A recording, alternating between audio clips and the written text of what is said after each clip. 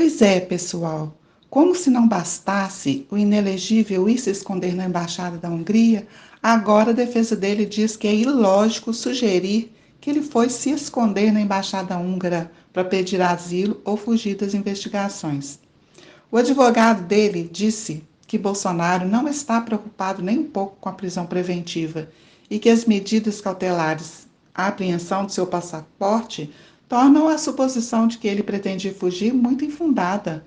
Parece que esse advogado menospreza a inteligência do Alexandre de Moraes e também a nossa, né? Nós, simples espectadores dessa trama ordinária. Ele se esquece ou pensa que não sabemos que ele estando em uma embaixada estrangeira, que no caso, na representação diplomática húngara, ele estaria livre do alcance dos oficiais de justiça e da polícia. Enfim, ele estaria livre das autoridades brasileiras e, obviamente, ele não poderia ser preso. Mas parece que esse bando bolsonarista vive mesmo para contar com o baixo alcance cognitivo das pessoas. Eles acham que somos desprovidos de inteligência, ou, em outras palavras mesmo, contam com a nossa burrice, com a burrice popular. A Polícia Federal classificou como risível e patética a explicação de Bolsonaro sobre sua estadia na embaixada húngara. Foi quase uma confissão de que ele realmente queria fugir, em caso de pedido de prisão.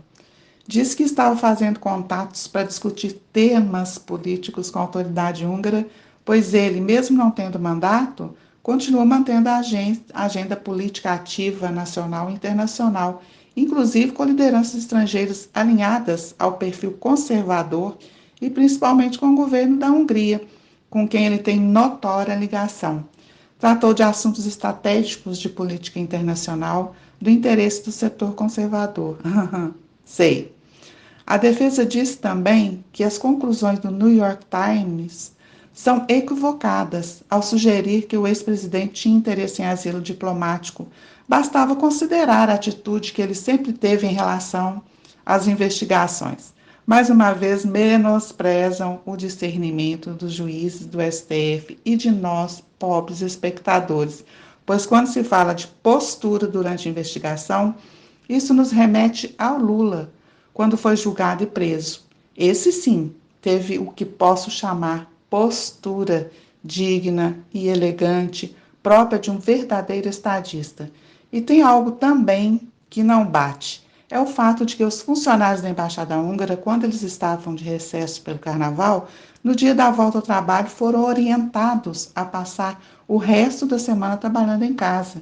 E nenhum deles foi informado do motivo dessa orientação. Estranho, né? Pois é. A Polícia Federal vai investigar o caso e cruzar as informações sobre as movimentações e articulações do ex-presidente. E não estão descartadas medidas preventivas para evitar que Bolsonaro busque asilo em alguma embaixada por aí, para escapar de qualquer decisão contra ele. Agora, pessoal, uma coisa que está me deixando com uma pulga atrás da orelha é o entendimento do Banco Central sobre o crescimento do emprego no país e o aumento do salário do trabalhador. Olha só, isso está trazendo preocupação para o Banco Central. Parece que estamos vivendo num período em que o certo é o errado e o errado é o certo, porque o Banco Central está se remoendo com a queda do desemprego e o aumento do salário do trabalhador, e afirma que isso vai acelerar a inflação e terá que controlar a queda dos juros, pois o aumento do emprego e do salário do trabalhador é bom para o país e também para o trabalhador, só que prejudica o trabalhador ao mesmo tempo, porque ele gasta mais, porque provoca aumento da inflação. Olha, que coisa, gente! Aí eu me pergunto, o que é que está acontecendo com a massa cinzenta dessa gente? Ou é uma tentativa de enfraquecer um governo que está dando certo? Lázaro Rosa satirizou no X. Abre aspas. Meu Deus, Lula tem que parar de gerar empregos e parar de melhorar o salário dos trabalhadores, senão o país vai quebrar. Fecha aspas. Galera, e a CNN Brasil sentiu.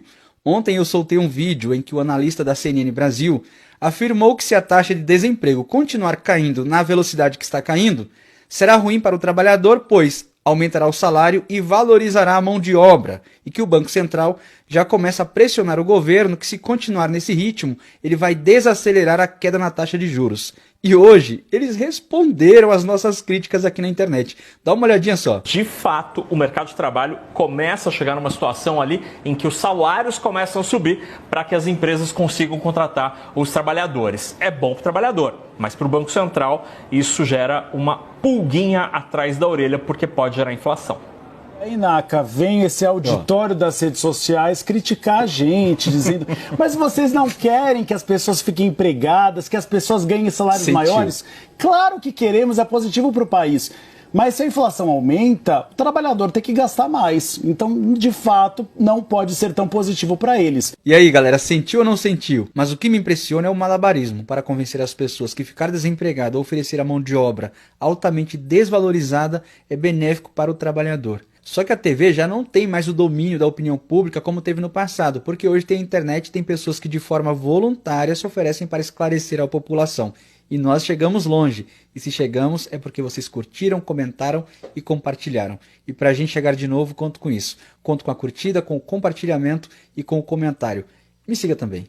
Pois é, pessoal. E agora ainda tem mais uma do Netanyahu, ou Netanyahu, que 3 dias após a resolução da ONU com relação ao cessar-fogo na Palestina, ele resolveu cancelar uma viagem aos Estados Unidos como retaliação ao fato de seus cúmplices estadunidenses terem permitido que a ONU emitisse a resolução de cessar-fogo. Aí eu me pergunto, os Estados Unidos têm que permitir alguma coisa? Eles são donos do mundo?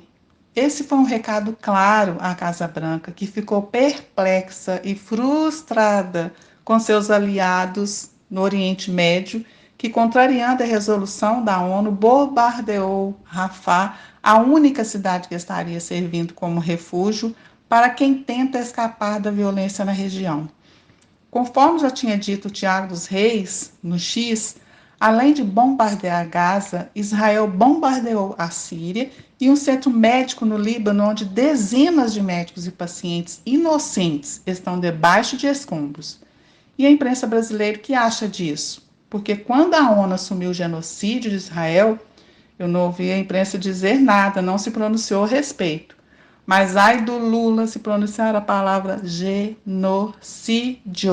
A revolta toma conta da imprensa nacional bolsonarista, essa mesma mídia que quer agora saber quais são as fontes do New York Times. Porque ela nunca perguntou quais são as fontes militares que ameaçam a democracia brasileira. Por que não perguntou quais eram as fontes próximas a Lula que inventaram que ele ia fugir para a Itália? Pois é, a gente quer saber, mídia. E aí? E agora vamos para os desmentidos das fake news. Porque o inelegível usa novamente uma fake antiga sobre Lula para rebater os questionamentos sobre a ida dele à Embaixada da Hungria. Questionado pelos jornalistas se era normal dormir numa embaixada, ele respondeu que o que não é normal é ir ao Complexo do Alemão conversar com um traficante. Seus apoiadores também espalharam novamente essa fake news em suas redes sociais.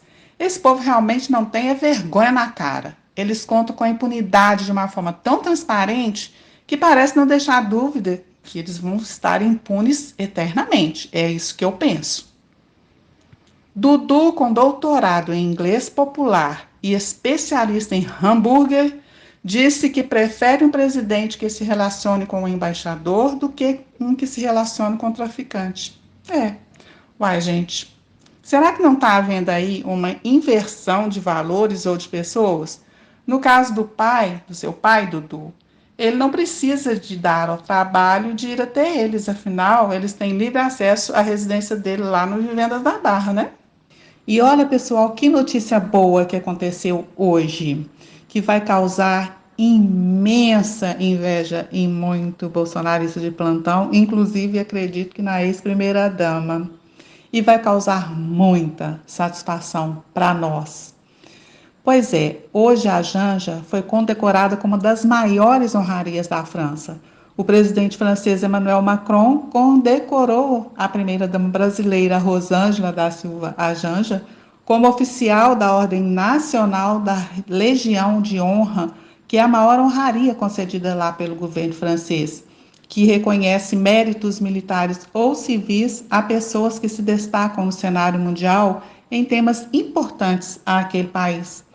A Ordem da Legião de Honra foi instituída em 20 de maio de 1802 por Napoleão Bonaparte para recompensar os méritos eminentes, militares ou civis à nação francesa. É isso aí, Janja. Temos que te aplaudir. Parabéns. Vamos que vamos.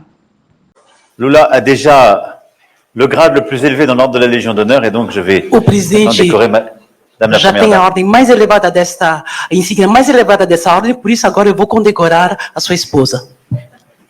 Madame Rosângela Lula da Silva. Senhora Janja Lula da Silva, Au nom de la République française, em nome da República Francesa, nous vous faisons officier de la Légion d'honneur. faço-a oficial da Legião de Honra.